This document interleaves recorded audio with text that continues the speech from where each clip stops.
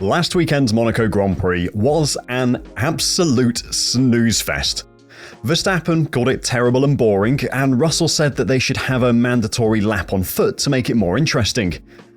Having drivers run the course while others are still driving round it might be a little extreme, but clearly something needs to be done. No Formula 1 race should ever have only 4 overtakes.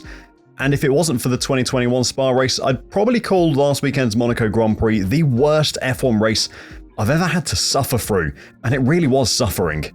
And you seem to agree. Over 900 of you commented on our video sharing your frustrations on Monday about how bad the race was, and you gave some pretty hot takes on how to improve it as well. Clearly, Monaco is a massive problem, and today I'm going to have a look why, and I'm also going to go through some of your suggestions on how to make it better. You're watching F1 Reverse, this is Don't At Me, I'm George, and if your hot take was terrible, I'm going to call it out. The Monaco Grand Prix has been around since 1929. Back then, Formula 1 wasn't a sport, but Grand Prix racing was. It was a sport for rich men, with far too much time on their hands. Kind of like it is now, actually. And the head of the Automobile Club de Monaco, Anthony Noguez, realised that Monaco had an abundance of rich men with far too much time on their hands. Again, actually, kind of like there is now. And decided that his city needed a Grand Prix. So, some rich men with too much time on their hands got together and, created the Monaco Grand Prix. Since then, it's been run pretty much every year, apart from during World War II and a couple of other times for certain reasons. Since 1955, though, it's run every single season, apart from in 2020 when we had the truncated COVID-19 season. Obviously, that's a lot of history. Monaco is more to Formula 1 than just another race. It's been around for years and it's often described as the jewel in Formula 1's crown. The race has become iconic for a number of reasons, including the incredible amount of skill it takes to drive around the circuit, and that amazing setting itself in the harbour of Monaco. However, while succeeding at Monaco still takes great skill, specifically in qualifying, that setting, the incredible, historic city of Monaco, has become a problem. Monaco is an old city. It's built on a hillside, and the first roads were probably laid down before most of you were born. In fact, I'd go ahead and say the whole city plan was made before any of us were born. The car that won the first Monaco Grand Prix back in 1955 was a Ferrari 555, driven by Maurice Trintignant. It was roughly 4 meters long, 1.4 meters wide, and weighed 590 kilograms. Compared to a modern F1 car, that is 1.63 meters shorter, 0.6 meters thinner, and 208 kilos lighter. A much more suitable size for the tight and twisty streets of an old European city centre. But you already knew that F1 cars are bigger and that that's a problem for Monaco. But it's also about how the cars perform differently. Those old cars didn't care about dirty air, they brake differently, they turned differently, they accelerated differently. They're just completely different, and that's true for every era of Formula 1. But specifically, the modern era of Formula 1 cars are too fussy, too big, and too heavy. They look more like the cruise ships parked in the harbour than the F1 cars of the 1950s.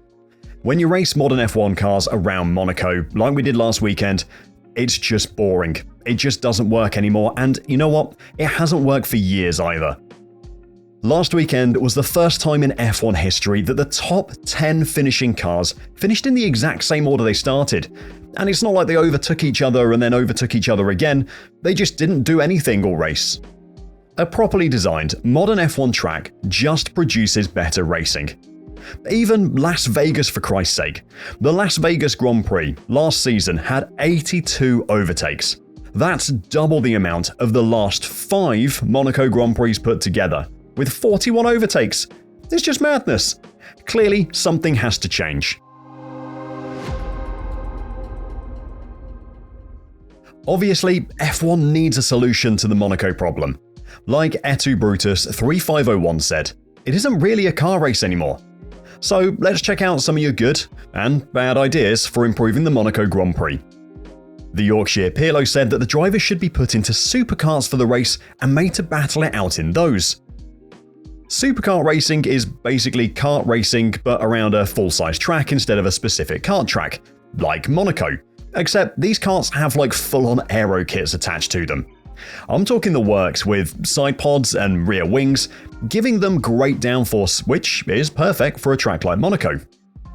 They also max out at about 150 miles an hour with a 6-speed gearbox, so they won't actually be that much slower in a straight line than a modern F car is around Monaco either. You could give them a separate budget, away from the budget cap, to spend on developing the aero packs for their supercars. I don't know, call it £1 million. That's about half what it cost Red Bull to repair Sergio Perez's car after the race last weekend. And then just give them all the same 250cc engine. I don't know, whatever you want. Get it from any kart class and just give them all the same engine. And like the Yorkshire PLO said, you could get the reserve drivers involved as well. Make it a 30 kart race. Make it exciting, get everyone involved. Have some fun. You wouldn't need to stop the race for an hour every time someone crashed to try and crane the cars out. You could just get, 4 stewards to chuck the car over the barrier and everything could carry on after a lap behind the safety car. Apparently, they aren't the comfiest things in the world to drive, but, does it really matter? Modern F1 cars aren't exactly luxurious as it is. I'm all for it. Great idea. Yorkshire PLO, big tick. Let's do that one. Rage Rancher also thought that getting rid of F1 cars was the correct idea. Well, modern ones at least anyway. He said just get rid of Monaco as an F1 Grand Prix and just have a fun weekend with the F1 world there instead. Timsky said something very similar as well. This is already a thing, of course. It's called the Monaco Historic Grand Prix. It happens a couple of weekends early. My girlfriend was actually there this year and she said it was absolutely fantastic, and I was a little regretful that I had to stay here and work instead. So why not just cancel the Monaco Grand Prix? Tell all the teams that they need to turn up at the Monaco Historic instead. I don't know, put the entire F1 grid in some 1970s cars and just let them get at it. Have a proper race around Monaco, like the good old times that Martin Brundle tells us about every time that we go there. That sounds fantastic. And you know what? If you had the current grid in all the old cars, then we could compare them to those great old drivers and finally say, no, Lewis Hamilton isn't as good as Ayrton Senna or Niki Lauda or, Lando Norris is the next Alain Prost. How fun would that be? Great idea. Douglas Burnside gave one of the more in-depth answers to my question of how to fix the Monaco Grand Prix. He said, no wings, softest tyres, but half as wide, less turbo, less battery, but with a push-to-pass system instead. While I appreciate the thought that you put into this, and I love the idea of an F1 car drifting around Monaco because of the lack of wings, the sheer amount of faff this would require and the absolute havoc it would cause for the car's handling kind of makes it a non-starter.